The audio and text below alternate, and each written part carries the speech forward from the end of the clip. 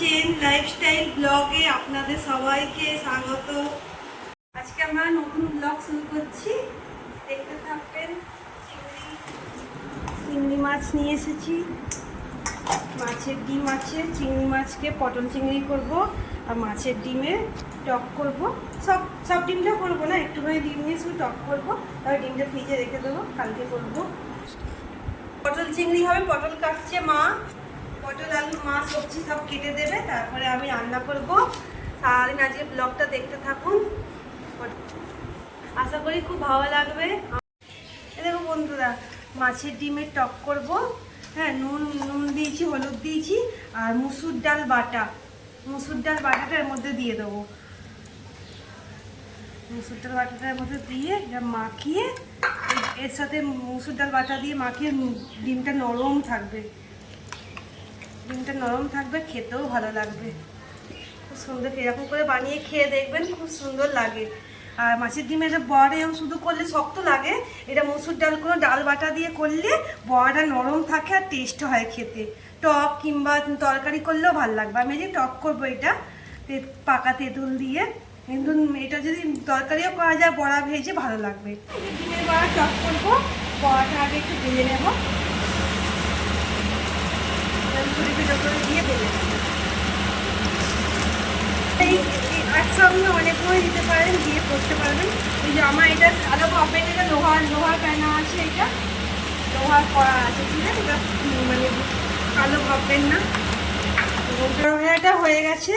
আর এরকমভাবে বড়া ভাজলে কিন্তু ছেটকায় না, একটু ডাল দিয়ে করলে শুধু ডিমটা দিলে ছেটকায়।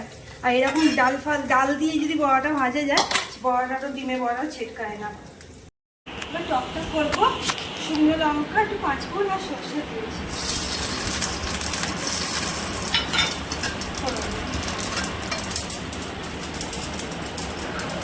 একটু হলুদ দিয়ে দেবো,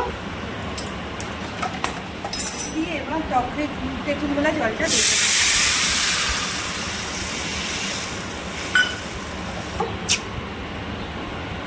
একটু লবণ দেবো, টকটা ফুটুক, একটু ঝোলটা ফুটে যাক, তারপরে বড়াগুলো দেবো। তারপরে চিনি দেবো, খাওয়ার লাস্টে চিনিটা দেবো। এবার বড়াগুলো দিয়ে দিচ্ছি, ছোলে দেবো তেঁতুল দেবো।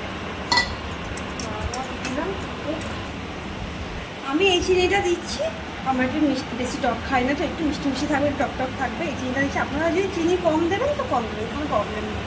আমরা এই চিনিটা দিচ্ছি, চিনি কম দিলেও দিতে পারেন যারা টক বেশি খাবেন। আমরা একটু ব্যালেন্সে খাবো, টক আর মিষ্টিটা, ওই জন্য এটা দিচ্ছি। এটা ফুটে গেলে নামিয়ে নেব। মাছের ডিমের টকটা হয়ে গেছে, এবার আমি বন্ধ করে নামিয়ে নেব, দিয়ে নামিয়ে নেব। আর ওপর দিয়ে একটু সর্ষের তেল দিয়ে দেবো। ভালো লাগে খেতে, খুব সুন্দর লাগে, দিয়ে দেখবেন ভালো লাগে, টেস্ট হয়। আমাদের মাছের টক রেডি, এবার আমরা পটল চিংড়ি বানাবো।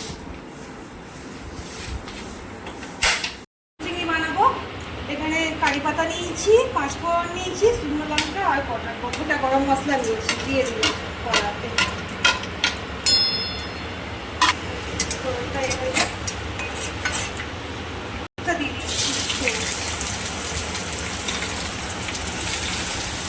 পেঁয়াজটা একটু লাল করে ভাজা হোক, পেঁয়াজটা একটু ভাজা হোক। দেখুন বন্ধুরা, পেঁয়াজটা লাল হয়ে গেছে।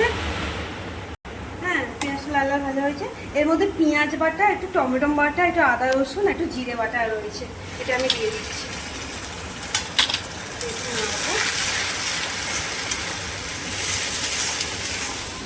আদা রসুন পেঁয়াজের কাঁচা গন্ধটা চলে গেলে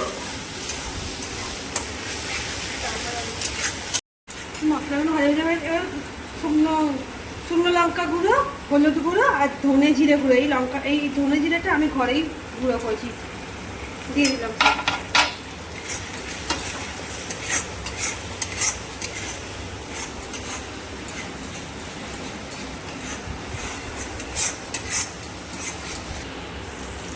আলুটা দিয়ে দিচ্ছি, আলুটা দিয়ে একটুখানি ভালো করে কষবো।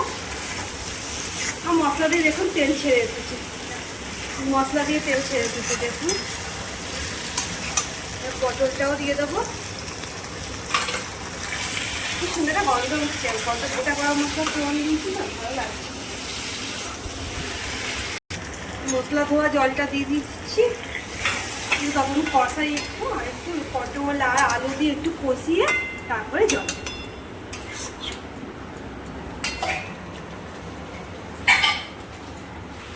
আমার আলুটাও সেদ্ধ করে, ঠান্ডা সেদ্ধ করে নিই, তারপরে লাল লাল করে ভেজে রেখেছিলাম, পটলটাও ভাজা ছিল, ওই জন্য আমি একটু গরম জল দেবো, তাই তাড়াতাড়ি জিনিসটা হয়ে যাবে। কারণ আমার তো সবই সেদ্ধ করা আছে, জাস্ট একটু জল দিয়ে একটুখানি গ্রেভি করবো।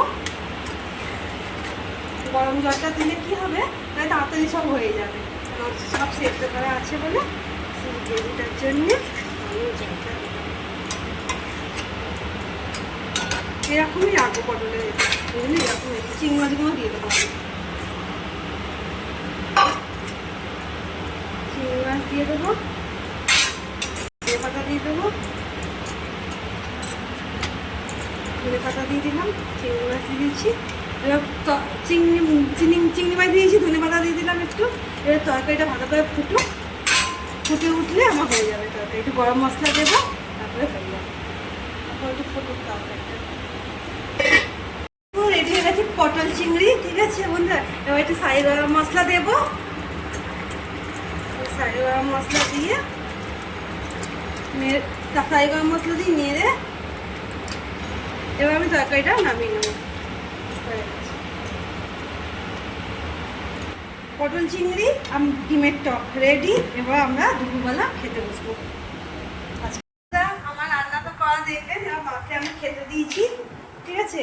ভাত, টক, মাছের ডিমের টক, পটল আলুর চিংড়ি তরকারি আর টক দই, এই রান্না করেছি আজকে দুপুরবেলা। 2টো বাজে, আমার মা খাচ্ছে, তারপর আমরা সবাই খাবো। আমার কেমন হয়েছে পটল আলু চিংড়ি?